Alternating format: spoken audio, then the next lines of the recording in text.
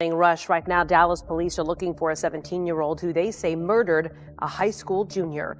Police say Trayvon Darnell Wright killed Ikea Hood at home in Oak Cliff Sunday. One gunshot, one life was stolen, one shocking truth that set it all in motion. What should have been a fresh start turned into a tragic ending for 17-year-old Ikea Hood. She was a young mother, a dancer, a daughter, and a girl with dreams of a future. But what led her to lose her life at the hands of the boy who once swore to love her? And why did this case shake an entire community to its core? Ikea Hood and Trayvon Wright had been in an on-again, off-again relationship for 2 years. Like many high school couples, their love was passionate, sometimes turbulent, but always intertwined. They had met during their freshman year of high school, instantly connecting over their shared love for music and dance. Ikea was a vibrant, outgoing girl with dreams of one day becoming a professional dancer. She spent hours perfecting her routines, finding solace in movement and rhythm. Trayvon, on the other hand, was more reserved, drawn to the stability Ikea seemed to provide. Their relationship had its highs and lows, but they always found their way back to each other. Marshals task force arrested a 17-year-old for the shooting death of a teenage mother. 17-year-old Ikea Hood was shot and killed over the weekend. She very recently gave birth to a baby girl. According to court documents, 17-year-old Trayvon Wright was the one who murdered her. Police say they were in an on and off relationship, and he believed he was the father of the child. He was not, and he found out. Fox 4's Rebecca Butcher live in Dallas with the update. Rebecca. Yeah, Steve. Well, Dallas police say that 17-year-old Ikea Hood was shot and killed by her boyfriend. In an arrest warrant affidavit, says that Hood planned to tell the suspect that he was not the father of her newborn child. Dallas police say 17-year-old Trayvon Wright was arrested for murder Tuesday by U.S. Marshals and booked into the Dallas County Jail. When Ikea found out she was pregnant, everything changed. The news came with excitement, anxiety, and an unspoken pressure to grow up too soon. Trayvon, believing he was about to become a father, embraced the role with pride. He told his friends about his future with Ikea, imagining late nights rocking his baby to sleep and creating a family of his own. But the reality of being teenage parents weighed on them both.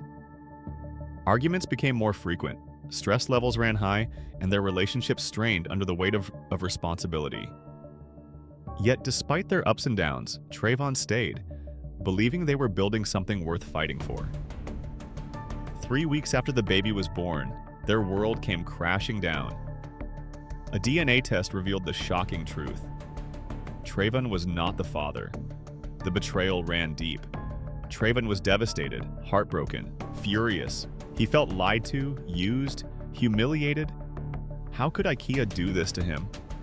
How could she let him believe he was a father, only to rip that title away?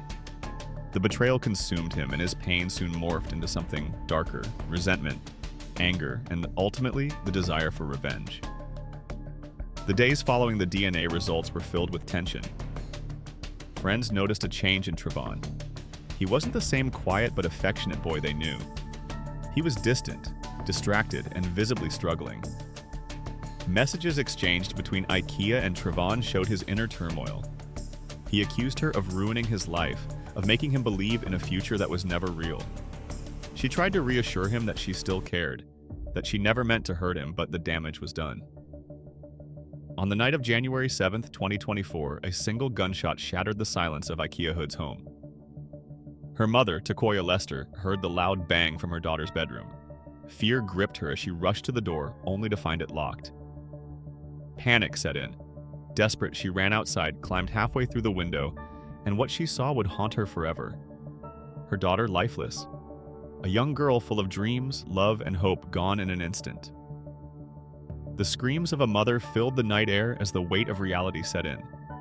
Authorities wasted no time.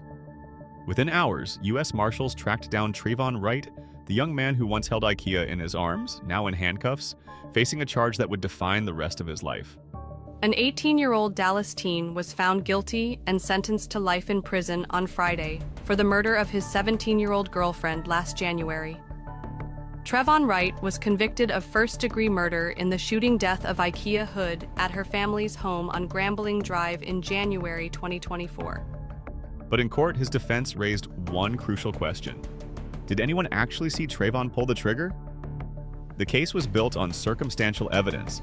There was no weapon recovered, no eyewitnesses, and only a web of emotions, motives, and unanswered questions. Could Trayvon actually walk free? For 10 excruciating days, the trial unraveled details of their relationship, the betrayal, the emotional turmoil, and the tragic night that took Ikea's life.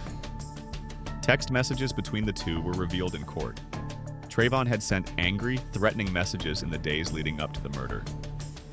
The prosecution painted a picture of a young man pushed to the edge, consumed by jealousy and rage. But the defense countered, arguing that without concrete evidence, there was no way to prove beyond a reasonable doubt that Trayvon pulled the trigger.